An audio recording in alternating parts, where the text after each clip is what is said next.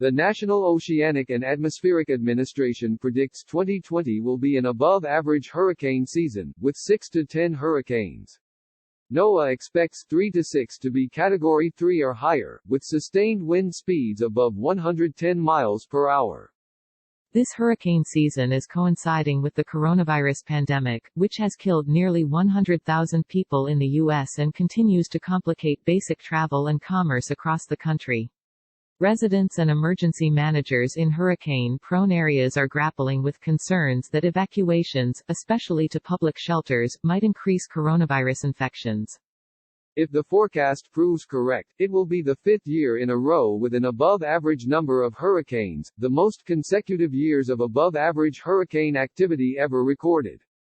Now is the time to make sure you're getting prepared for this season, says Jerry Bell, NOAA's lead hurricane forecaster.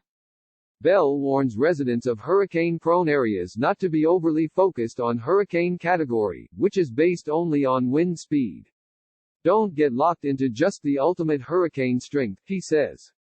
Climate change is driving more extreme rain and causing sea levels to rise, which means storms of all sizes are more damaging than they used to be.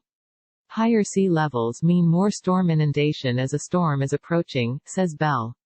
The problem with that is our coastlines have built up tremendously over the last decades, so there are potentially millions more people in harm's way every time a hurricane threatens to make landfall. The conditions in the part of the Atlantic Ocean where hurricanes generally form fluctuate on a multi-decade timeline, with some periods more conducive to hurricane formation than others.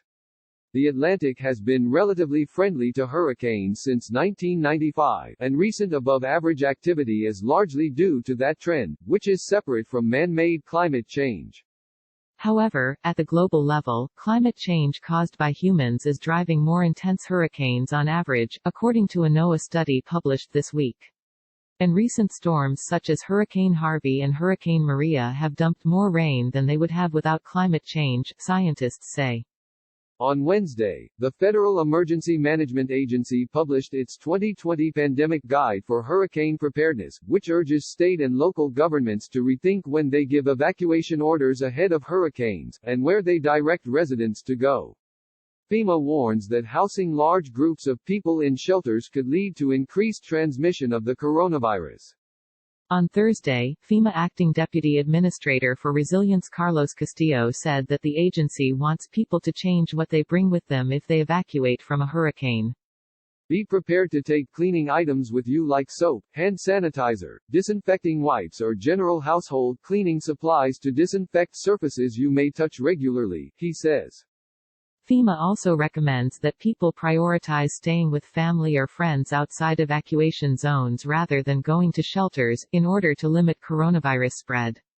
Earlier this month, the Red Cross announced it was working on arrangements with hotels in disaster-prone areas, so that people who are displaced can stay out of group shelters as much as possible.